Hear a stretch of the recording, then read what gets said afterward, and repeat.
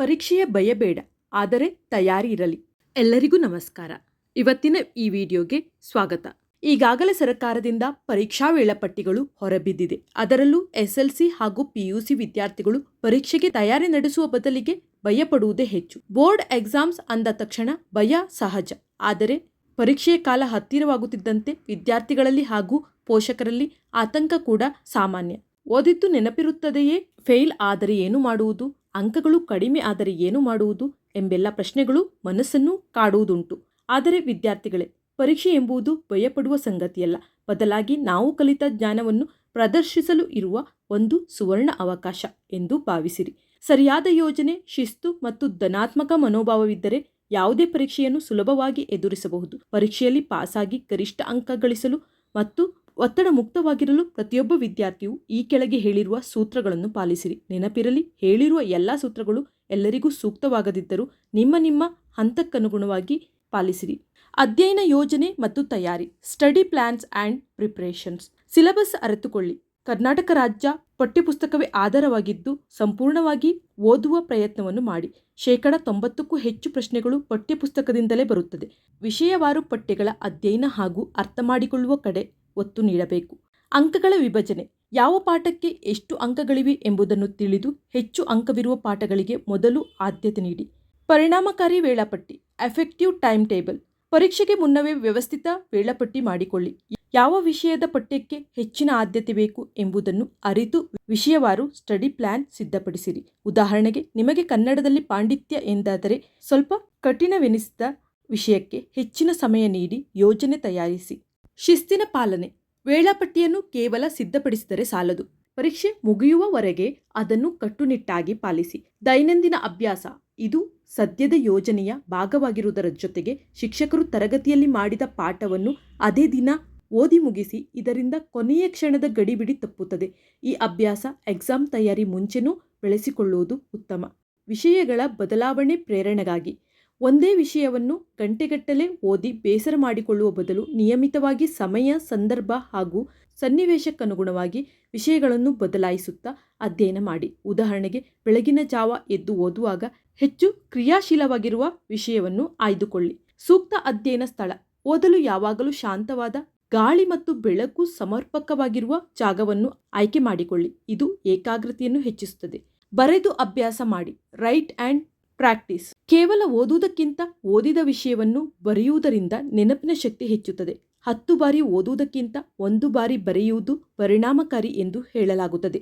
ಬರೆಯುವುದರಿಂದ hand writing improve ಆಗುವುದು, ಯಾವ ಪ್ರಶ್ನೆಗೆ ಎಷ್ಟು ಉತ್ತರಿಸಬೇಕು ಎಂಬುದು ತಿಳಿಯುವುದು, ಟೈಮ್ ಮ್ಯಾನೇಜ್ಮೆಂಟ್ ಸಾಧ್ಯವಾಗುವುದು, ಸ್ಪಷ್ಟತೆ ಸಿಗುವುದು.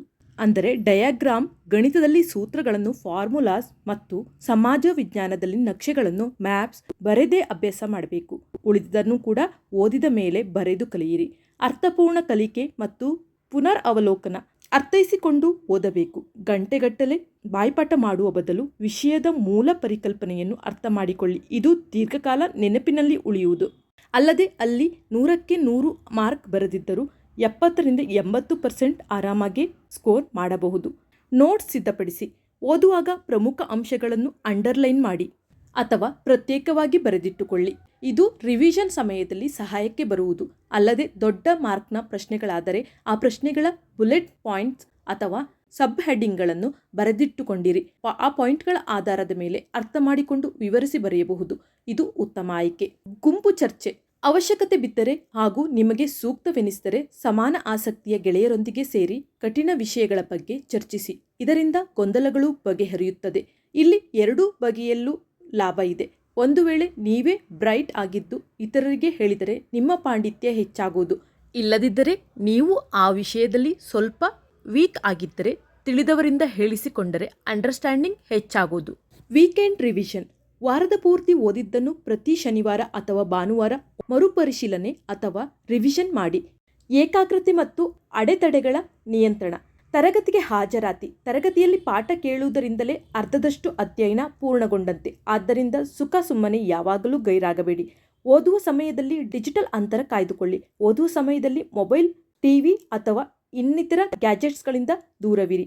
ಇಲ್ಲಿ ಪೋಷಕರು ಕೂಡ ಕೈ ಜೋಡಿಸಬೇಕು. ಮಕ್ಕಳು ರೂಮಲ್ಲಿ ಓದುತ್ತಿದ್ದಾರೆ ಎಂದು ನೀವು ಹಾಲ್ನಲ್ಲಿ ಟಿವಿ ನೋಡುವುದು ಸರಿಯಲ್ಲ. ಆ ಸಂದರ್ಭದಲ್ಲಿ ಮಕ್ಕಳ ಮನಸ್ಸು ಒದ್ದಾಡುವುದು. ಹಾಗಾಗಿ ನೀವು ಕೂಡ ಮಕ್ಕಳು ಓದುವಾಗ ನೀವು ಟಿವಿ ಮೊಬೈಲ್ ನೋಡಲೇಬೇಡಿ. ಅವರಿಗಾಗಿ ತ್ಯಾಗ ಮಾಡಿ. ಸಾಧ್ಯವಾದಷ್ಟು ಅವರೊಡನೆ ಓದಲು ಕಂಪನಿ ಕೊಡಿ. Say no to social media as well. ಶಾಂತವಾಗಿರಿ. ಪರೀಕ್ಷಾ ತಯಾರಿ ಸಂದರ್ಭದಲ್ಲಿ ಹಾಗೂ ಪರೀಕ್ಷಾ ಕೊಠಡಿಯಲ್ಲಿ ಗಾಬರಿಗೊಳಗಾಗಬಾರದು. ಪ್ರಶ್ನೆ ಪತ್ರಿಕೆ ಸಿಕ್ಕಿದ ಮೇಲೆ ಮೊದಲು ಚೆನ್ನಾಗಿ ಗೊತ್ತಿರುವ ಪ್ರಶ್ನೆಗೆ ಉತ್ತರ ಬರೆಯಿರಿ. ಆರೋಗ್ಯದ ಕಡೆ ಗಮನವಿರಲಿ. ದಿನಕ್ಕೆ 7 ರಿಂದ 8 ಗಂಟೆಗಳ ಕಾಲ ನಿದ್ರೆ ಮಾಡಿ. ಜಂಕ್ ಫುಡ್ ಬಿಟ್ಟು ಹಣ್ಣು, ತರಕಾರಿ ಮತ್ತು ಧಾನ್ಯಗಳ ಸೇವನೆ ಮಾಡಿ. ಇದು ದೇಹ ಮತ್ತು ಮೆದುಳನ್ನು ಚುರುಕುಗೊಳಿಸುತ್ತದೆ. ಪ್ರತಿದಿನ 20 ನಿಮಿಷ ಯೋಗ, ಧ್ಯಾನ ಮತ್ತು ಲಘು ವ್ಯಾಯಾಮ ಮಾಡುವುದರಿಂದಲೂ ಮಾನಸಿಕ ಒತ್ತಡ ಕಡಿಮೆಯಾಗುವುದು.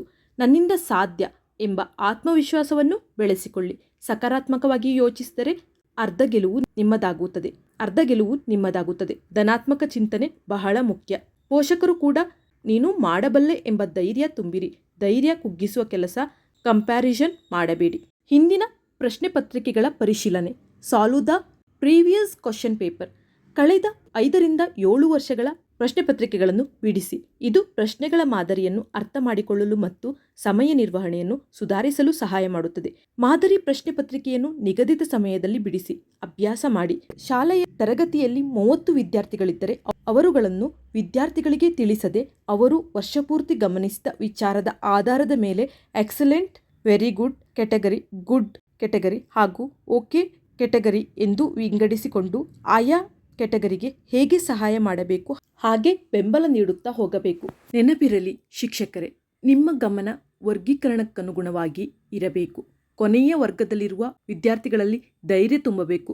ಅವರು ಉತ್ತೀರ್ಣರಾಗಲು ಬೇಕಾಗುವ ಪಾಸ್ ಪ್ಯಾಕೇಜ್ ಲೆಸನ್ಗಳನ್ನು ನೀಡಬೇಕು. ಆ ಕುರಿತು ಅವರ ಪೋಷಕರಿಗೆ ತಿಳಿಸಬೇಕು. ಅದಕ್ಕೆ ಪೂರಕವಾಗಿ ಮನೆಯಲ್ಲೂ ತಯಾರಿ ಆಗಬೇಕು. ಪರೀಕ್ಷಾ ಸಮಯದಲ್ಲಿ ಮುಖ್ಯ ಸಲಹೆಗಳು. ನೀಡಲಾದ ಮೊದಲ 15 ನಿಮಿಷಗಳನ್ನು ಪ್ರಶ್ನೆ ಪತ್ರಿಕೆಗಳನ್ನು ಓದಲು ಬಳಸಿ. ಸುಲಭವಾದ ಪ್ರಶ್ನೆಗಳನ್ನು ಗುರುತಿಸಿಕೊಂಡು ಮೊದಲು ಉತ್ತರಿಸಿ.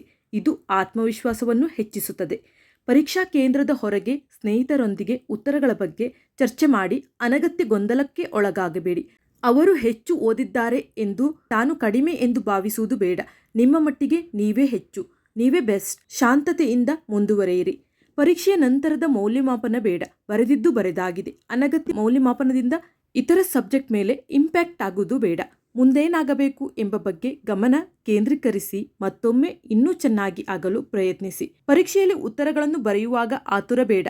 ಕೆಲವೊಂದು ಪ್ರಶ್ನೆಗಳು ಟ್ರಿಕ್ಕಿಯಾಗಿರಬಹುದು. ಪ್ರಶ್ನೆಯನ್ನು ಸರಿಯಾಗಿ ಓದಿ ಅರ್ಥ ಮಾಡಿಕೊಳ್ಳಿ, ಬಳಿಕ ಉತ್ತರಿಸಿ.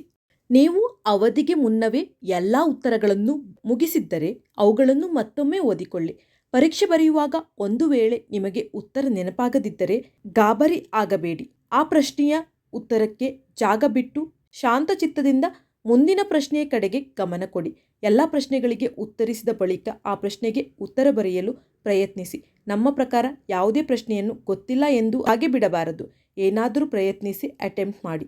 ಪರೀಕ್ಷೆಗೆ ತಯಾರಾಗಿದ್ದೇನೆ ಎಂದು ಖಚಿತಪಡಿಸಿಕೊಂಡು ಪರೀಕ್ಷೆಗೆ ಬೇಕಾಗಿರುವ ಅಗತ್ಯ ವಸ್ತುಗಳನ್ನು ಜೋಡಿಸಿಟ್ಟುಕೊಂಡಿರಿ. ಅದಕ್ಕೆ pen, pencil, eraser, sharpener, hall ticket etcetera. ಒಟ್ಟಾರೆಯಾಗಿ ಪರೀಕ್ಷೆಯನ್ನು ಅತಿಯಾಗಿ ಗಂಭೀರವಾಗಿ ಪರಿಗಣಿಸಿ. ಆದರೆ ಹೆದರಬೇಡಿ. ನೀವು ಚೆನ್ನಾಗಿ ಸಿದ್ಧತೆ ನಡೆಸಿದರೆ ಭಯ ತನ್ನಷ್ಟಕ್ಕೆ ಕಡಿಮೆ ಆಗುವುದು. ಪೋಷಕರು ಮಕ್ಕಳನ್ನು ಇತರರೊಂದಿಗೆ ಹೋಲಿಸದೆ ಪ್ರೋತ್ಸಾಹ ನೀಡಬೇಕು. ಮಾರ್ಕ್ ಸಲುವಾಗಿ ವಿನಾಕಾರಣ ಒತ್ತಡ ಹೇರಬಾರದು.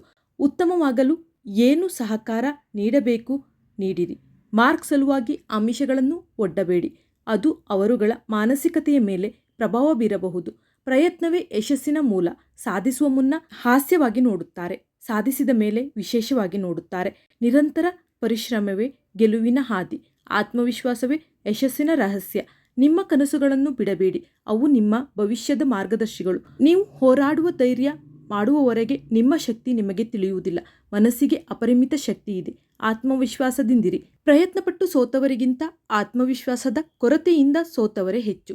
ನಿನಗೆ ನೀನೇ ಸಾಟಿ. ನೀನು ಮನಸ್ಸು ಮಾಡಿದರೆ ನಿನ್ನ ಹಣೆಬರಹವನ್ನು ಬದಲಾಯಿಸಬಹುದು. ಕಷ್ಟಗಳು ನಿಮ್ಮ ಮೆದುಳನ್ನು ಸಕ್ರಿಯಗೊಳಿಸುತ್ತದೆ, ಯೋಚನಾ ಶಕ್ತಿಯನ್ನು ಹೆಚ್ಚಿಸುತ್ತವೆ. ಪರೀಕ್ಷೆ ಕೇವಲ ಒಂದು ಹೆಜ್ಜೆ, ಜೀವನವಲ್ಲ. ಧೈರ್ಯವಾಗಿ ಬರೆಯಿರಿ. ಧನ್ಯವಾದಗಳು.